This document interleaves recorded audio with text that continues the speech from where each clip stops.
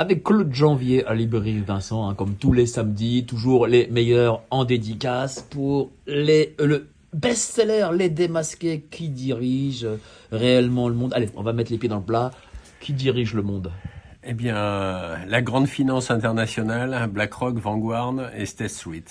Et dans Vanguard, on a les 13 grandes familles les plus riches du monde qui trop souvent même passent inaperçues. C'est ça le problème. Elles décollent presque les papiers peints tellement elles passent inaperçues. Mais elles sont démasquées.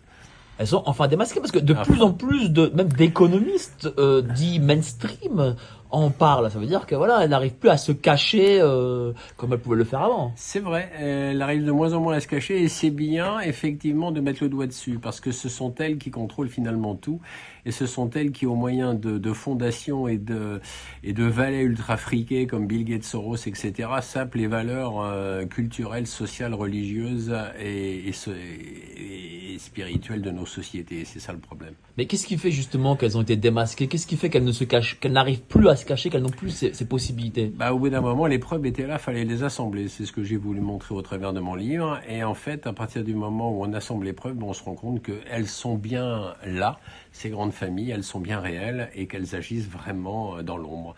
Mais ce sont elles les responsables, en fait. Est-ce qu'il y a aussi un public peut-être plus informé ou mieux informé qui justement fait parfois ses recherches ou met aussi en avant les auteurs qui en parlent? Écoutez, il y a beaucoup d'auteurs qui se sont penchés sur la question. À chaque fois, beaucoup d'auteurs ont dénoncé aussi cela, au travers peut-être des quelquefois un peu plus sectorisés. Mais en revanche, de toute façon, c'est ça. On en arrive toujours aux mêmes conclusions. C'est cette oligarchie financière mondiale apatride qui est le responsable de beaucoup de nos maux sur cette planète. Alors, de toute façon, il y a deux grands fléaux sur cette planète. Il y a le monde de la finance internationale et les réseaux pédocriminels. Et ces deux choses, je les dénonce effectivement dans mon livre. Justement, les réseaux pédocriminels, on sait qu'il y a le film là qui est sorti très récemment, Sound of Freedom. Oui.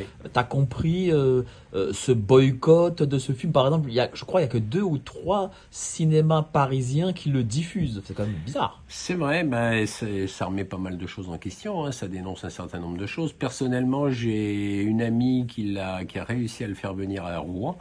Parce que moi j'habite en Normandie, et le directeur du Kinépolis de Rouen il a dit d'accord, et il y avait 150 personnes, et d'ailleurs j'ai animé le débat à la fin de ce film. Et c'était très intéressant parce qu'au moins ce film a le mérite d'ouvrir les yeux sur malheureusement le trafic d'enfants et les abus sexuels que malheureusement des jeunes enfants subissent tous les jours. Là aussi on a une élite qui est démasquée.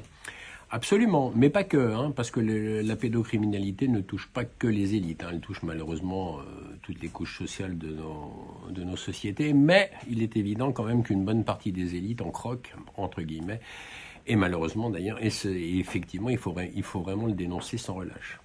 Donc là, on a Les Démasqués. Est-ce qu'il y a peut-être un prochain livre à l'avenir qui va sortir? Oui, l'année prochaine, avec mon complice et co-auteur Jean-Louis Zambert, nous allons sortir... Je lis à côté de moi en plus, là. J'en ai à côté de moi. Nous allons sortir l'abandon en français, qui est en fait comment la francophonie, la langue française se fait pilonner par la sous-culture anglo-saxonne au profit effectivement de l'hégémonie de la langue anglo-saxonne et du reste, parce qu'en fait c'est du pilonnage, que ça soit par le biais économique, industriel, social et culturel. Donc nous sommes effectivement occupés par les anglo-saxons.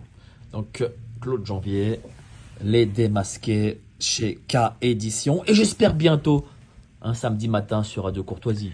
Excellente idée, voilà. Je suis preneur. Bon, en décembre, on va faire ça en décembre. Pas de problème, à ta disposition. Merci Mike. Cher Claude.